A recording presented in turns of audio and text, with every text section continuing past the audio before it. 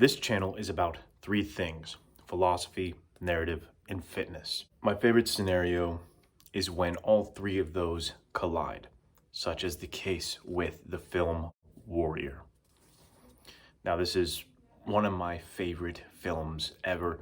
It's severely underrated, underappreciated. If you haven't seen it, you have to stop this video and go watch that. But we're not here to dissect the film really, or review it or anything like that. That's not what I'm about. We're here for a philosophical idea within it. We're here for a concept that can help you, because that's what I'm about. I want men to live purpose-driven lives. I want to see men stop committing suicide and start living with purpose, living these lives of meaning. Because we're all here for a reason. You have something within you, you have something special, and I want to help you find it. So at this point, why don't you go ahead and hit like and subscribe, and we'll get into this. I'm going to play a clip from the writer and director of Warrior. This clip will give some context to what we're going to talk about. Because Tommy's personal victory was losing. Right. He had to lose to win. Yeah. Tommy needed, Tommy was a spiritually bankrupt man. He was someone who was godless. Tommy needed to tap out. Tommy needed to die at the hands of his brother to be reborn. We're getting all spiritual about it, but that's what the character was. So if Tommy won, it's a false ending. So just like in Rocky, the personal victory wasn't a win over Apollo Creed. It was going the distance. It didn't matter that he lost. That was the win, is just going 15 rounds. There's a similar case that happens with Tommy, right? If Tommy won, as the director and writer said, it would have been a false ending. It's not good for the narrative. It doesn't teach the lesson. What is the lesson? What is there that we can take away as the viewer of the film?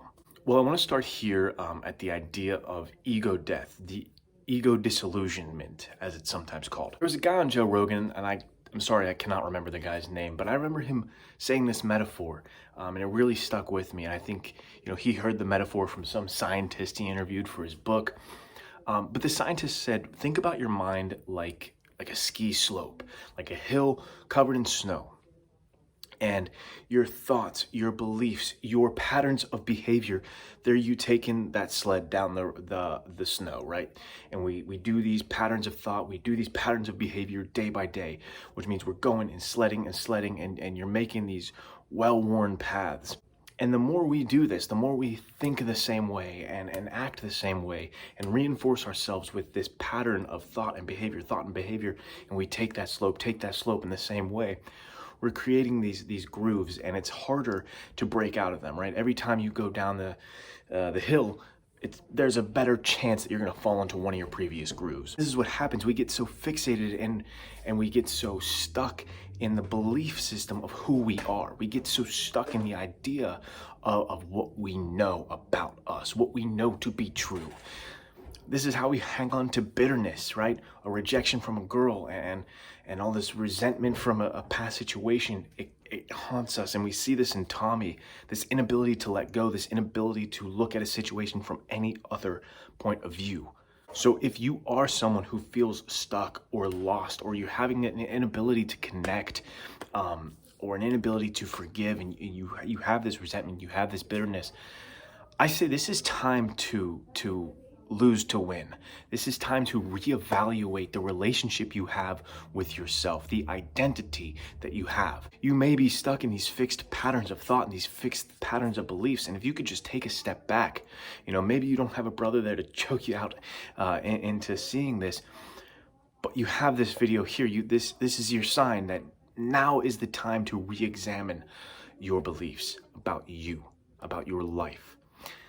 What you've thought and how you've acted up until this point does not have to be the way you act and think about the future. Where you are now does not dictate where you can go. Who you are now doesn't dictate who you will be.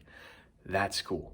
That's a good piece of advice to keep in the back of your mind. You're not stuck, right? You got breath in your lungs. You've got a chance to change the way you think, to change the way you act, to change the belief about yourself. Because a man or a woman will never be able to consistently perform in a manner that is inconsistent with the way that he or she sees himself.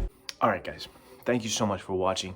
If you've enjoyed it, make sure to like, subscribe, share this out. I am an author. I wrote a book called Frozen Wrath. You can check that out. The links are below. If you purchase it, it really helps keep the lights on around here, so I appreciate it. Thank you.